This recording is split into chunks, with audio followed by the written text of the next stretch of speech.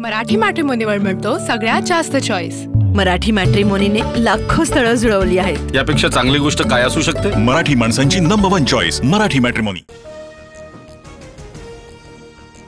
सांगलीतल्या कार्यक्रमात अजित पवार आणि जयंत पाटलांमध्ये झुंपली। एनडी पाटलांनी सत्तेसाठी कधीही तडजोड केली नाही। वाळवा तालुका स्वाभिमानी लोकांचा सहजासहजी झुकत नाही। जयंत पाटलांचा अजितदादांना टोला। आमची विचारधारा शिवशाहू फुले आंबेडकरांची, त्यात तडजोड नाही। अजित पवारांचं जयंत पाटलांना प्रत्युत्तर, तर तुमचं भाषण पाहून डोक्यात चणक गेली असंही अजित पवारांचं वक्तव्य। मुंबई महानगरपालिकेमध्ये परिवर्तन अटळ। पापाची हंडी आम्ही फोडली। लोणी कुणी खाल्लं हे जनतेला माहिती आहे। मुख्यमंत्री फडणवीसांनी रणशिंग फुंकलं। मुंबई गुजरातींच्या हातात सोपवायची नाहीये, मराठी माणसाकडेच राहिली पाहिजे, हेच ठाकरे बंधूंचं टार्गेट। खासदार संजय राऊतांकडून स्पष्ट।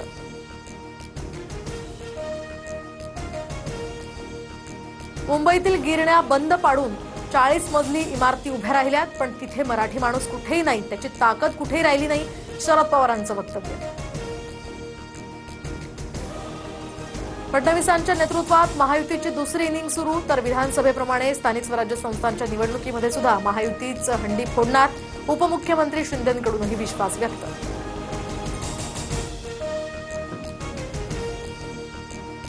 एकनाथ शिंदेंना लॉटरी लागली आणि ते मुख्यमंत्री झाले, पण कमावलेलं टिकवता आलं पाहिजे। भाजपचे मंत्री गणेश नाईकांनी डिवचलं।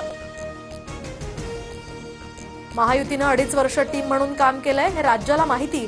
जनतेनं कामावर मतदान केल्यामुळे 232 आमदारांची विक्ट्री केली। लॉटरी लागल्याच्या गणेश नाईकांच्या विधानावरून शिंदेंचं प्रत्युत्तर।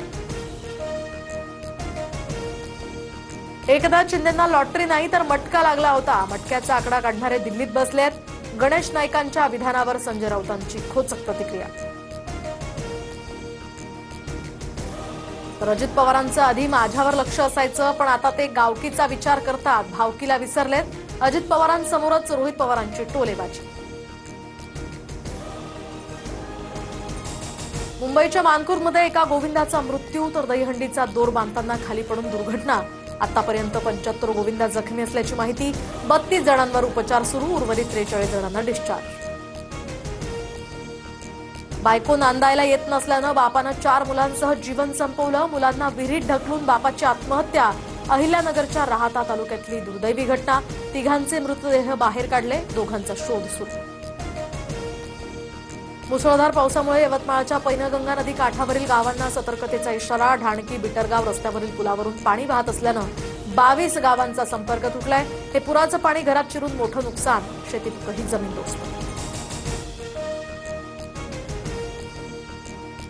हिंगोलीतील पावसाचा जोर वाढल्यामुळे आता नदी नाले दुथडी भरून वाहू लागलेत। कयाधू नदीचं पाणी शेतात शिरल्यानं मोठं नुकसान, तर वाशिममधील रिसोड आणि मालेगाव तालुक्याला पुराचा फटका। कृषी मंत्री दत्तात्रय भरणे शेतकऱ्यांच्या बांधावर। धाराशिवमधील नुकसानग्रस्त भागाचा कृषी मंत्र्यांकडून आढावा। नुकसानीचे पंचनामे ताबडतोब करण्याच्या प्रशासनाला सूचना। मराठी मॅट्रिमोनीवर मिळतो सगळ्यात जास्त चॉईस। मराठी मॅट्रिमोनीने लाखो स्थळं जुळवली आहेत। यापेक्षा चांगली गोष्ट काय असू शकते? मराठी माणसांची नंबर 1 चॉईस मराठी मॅट्रिमोनी।